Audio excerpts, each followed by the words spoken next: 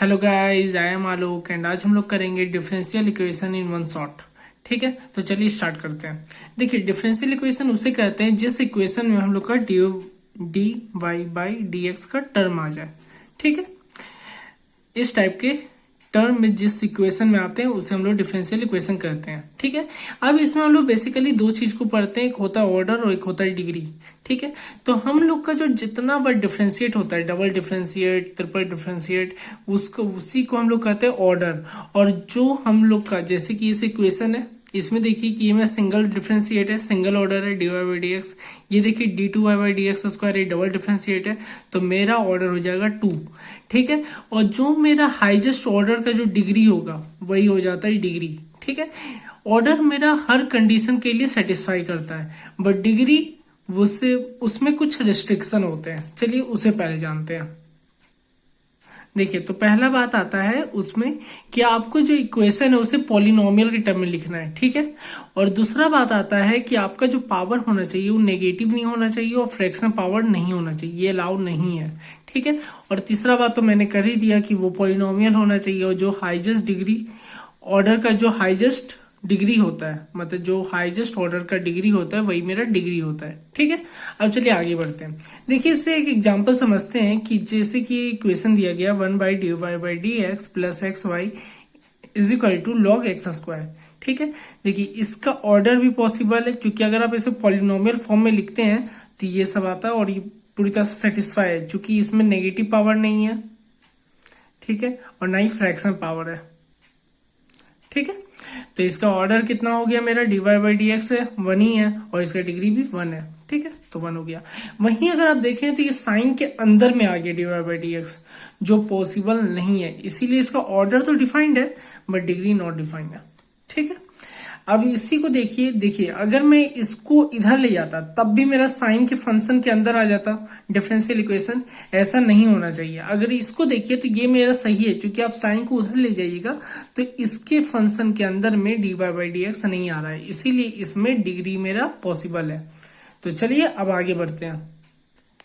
फिर हम लोग बात करते हैं फॉर्मेशन ऑफ डिफरेंशियल इक्वेशन का। ठीक है, देखिए कोई भी इक्वेशन को आपको तब तक डिफरेंशिएट करना है कि जितना नंबर ऑफ आर्बिट्रेरी कांस्टेंट रहेगा। ठीक है, फिर सेकेंड स्टेप में क्या करना है, आपको आर्बिट्रेरी कांस्टेंट को हटाना है। ठीक है, अब जो आपको इक्वेशन ऑब्टेन्ड होगा वही आपका डिफरेंशियल इक्वेशन होगा और जिसका ऑर्डर n होगा, मतलब जितना नंबर ऑफ आपका आर्बिट्रेरी कांस्टेंट होगा उतना ही ऑर्डर होगा। ठीक है, अब चलिए आगे बढ़ते हैं। देखिए टाइप्स ऑफ डिफरेंशियल इक्वेशन। देखिए पहला टाइप होता है वेरिएबल सेपरेबल। ठीक है, वेरिएबल सेपरेबल में आप वो कर सकते हैं कि आप दोनों फंक्शन को अलग अलग कर सकते हैं, मतलब y को y फंक्शन के साथ ले सकते हैं और dx को x फंक्शन के साथ ले जा सकते हैं। ठीक है, दूसरा फंक्शन होता है होमोजीनियस फंक्शन। होमोजीनियस फंक्शन उसे कहते हैं जहां पे आपका है ना पावर जो होता है वेरिएबल का वो सेम होता है, जैसे y बाई एक्स, यहाँ देखिए इसका ही पावर 1 है, इसका भी पावर 1 है, मतलब न्यूमरेटर और डिनोमिनेटर का पावर दोनों का सेम होना चाहिए, तभी आप उसे होमोजीनियस इक्वेशन कहते हैं। और होमोजीनियस इक्वेशन में जो आपका पावर सेम आएगा उसको आप कुछ लेट कर लीजिए और फिर पुट करके डिफरेंशिएट कर दीजिए, तो आपका आसानी हो जाएगा। फिर हम लोग तीसरा बात करते हैं एलडी के बारे में। एलडी मतलब लीनियर डिफरेंशियल इक्वेशन।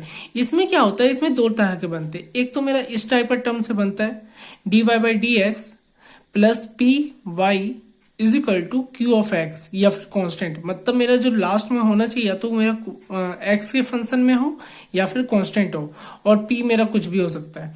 वहीं दूसरा बनता है d x by d y plus R x plus S of y, मतलब यहाँ मेरा या तो वाई का फंक्शन हो या तो कांस्टेंट हो, और यहाँ कुछ भी हो सकता है एक्स के साथ। ठीक है, चलिए अब इसे सॉल्व कैसे करते हैं, एक एग्जांपल लेता हूं मैं ऊपर वाले को लेके।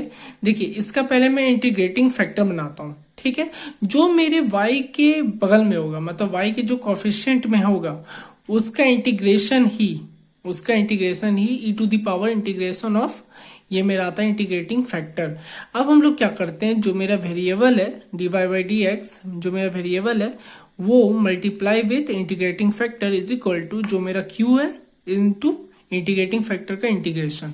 ठीक है, अब चलिए आगे बढ़ते हैं। एक लास्ट टाइप और बहुत इंपॉर्टेंट टाइप है, वो होता है बीडी, मतलब बाइनोमियल डिफरेंशियल इक्वेशन, या फिर इसे आप कह सकते हैं बड्डी।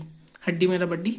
ठीक है, देखिए इसका क्या होता है कि जब भी आप इसका जनरल टर्म में देखिएगा तो dy by D x is equal to q y to the power n।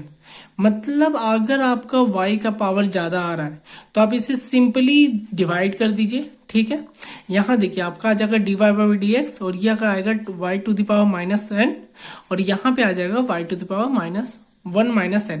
ठीक है, तो जो मेरा ये आएगा उसको आप t मान लीजिए, ये अपने आप dt बन जाएगा और फिर आपका ये LD बन जाएगा, जिससे आप प्रॉब्लम सॉल्व कर सकते हैं। ठीक है, अब देखिए आप कोई भी डिफरेंशियल इक्वेशन को सॉल्व करने का एक बहुत अच्छा तरीका है, ये मेरे टीचर ने मुझे बताया था, ये ट्रिक है कैफे। ठीक है, पहला आपको सी पे ध्यान देना है, मतलब आपको कन्वर्ट करना है dy बाई डी एक्स के फॉर्म में। ठीक है, सेकेंड आपको पूछना है ए फॉर आस्क कि वो होमोजीनियस है, वेरिएबल सेपरेबल है या फिर एलडी है, और एलडी में कौन सा है, one dy by D x वाला या dx बाई dy वाला। ठीक है, फिर आपको एफ मतलब फॉर एक्ट, मतलब आपको वो उसमें अगर आपका होमोजीनियस है तो उसमें आपको y equal to v x put करना है, या फिर अगर वेरिएबल सेपरेबल है तो उसका वेरिएबल सेपरेट करके सॉल्व कीजिए, मतलब आपको क्या करना है। और ई फॉर आता है एक्सेप्शन, मतलब बड्डी, अगर वो कुछ नहीं है तो या तो आपको बड्डी अप्लाई करना होगा या फिर आपको कुछ सब्स्टिट्यूट करना पड़ेगा। ठीक है, ओके, बस इतना ही था। अब आपका सारा थ्योरी डिफरेंशियल इक्वेशन में खत्म हो चुका है, बस इतना ही आपको पढ़ना है। अब आप जाइए क्वेश्चन लगाइए। आशा करता हूँ मैं आपको जो भी बताया होगा वो आपको समझ आया होगा, पसंद आया होगा। पसंद आए तो please like, comment and share. Thank you very much watching.